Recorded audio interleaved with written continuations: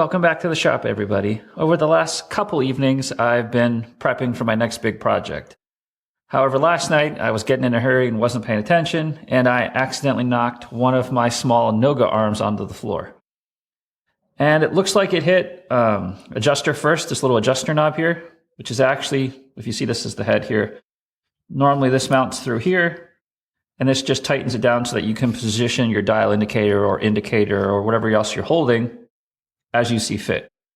Anyway, when they hit the floor, it must have hit this knob first because it snapped the little brass, what do you want to call it that? Shaft that basically goes through this hole here, just snapped it right off. So because this isn't a standard size, I checked it isn't. I was kind of hoping this hex down here at this end, which maybe you can see, yeah, fits in there. That keeps it from rotating. Would have been the size of an M4 bolt because that's what the thread size is, but unfortunately it's not. So I'm going to make this from scratch. So let's go over to the lathe and get started.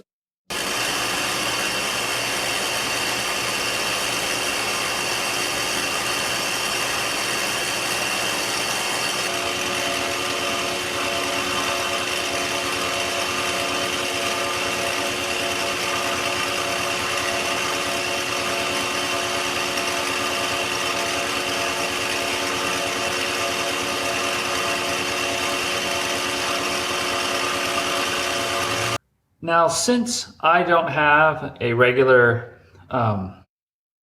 die for M4, I just have one of the hex rethreading dies.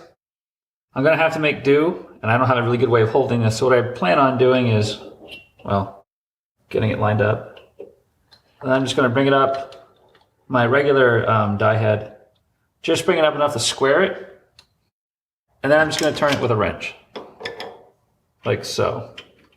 And just apply pressure as needed. And since this is just brass, I don't think this is going to be a problem. I might even be able to do this by hand. Potentially.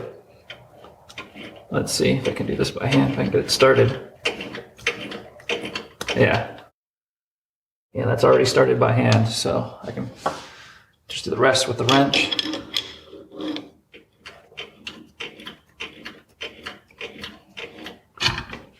Get my hand out of the way, maybe you guys can see it.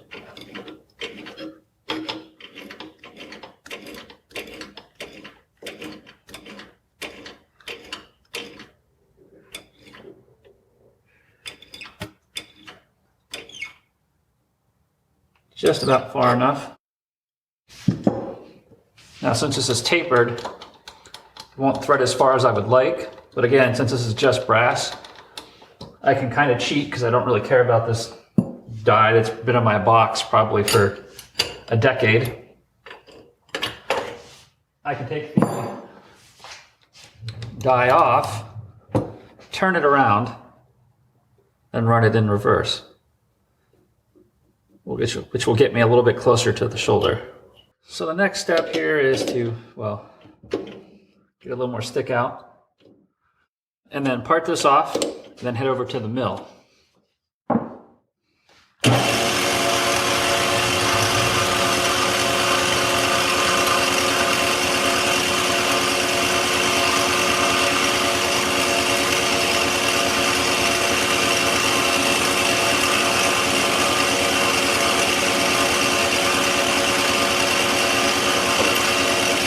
So over at the mill now, I got the part mounted up in a hex collet block. The next step is going to be to make the hex on the end of the screw.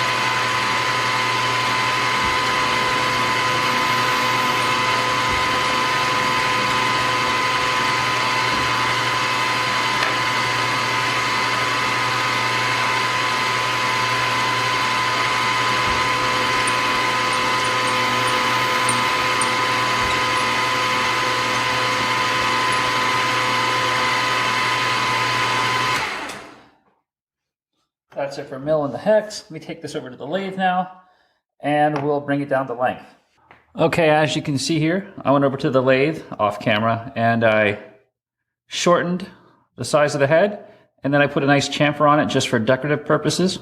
So let's put this together. So the first part is to put this little washer in here, slide that in, put that down through and get the hex to line up, flip it over, and screw on the adjusting nut. And then when it locks down tight, get it there in frame. Now it's back to being nice and stiff and really hard to move. And that's it. So, quick, easy project. Only took 15 minutes probably. I probably spent more time moving the camera around than I did actually doing the machining.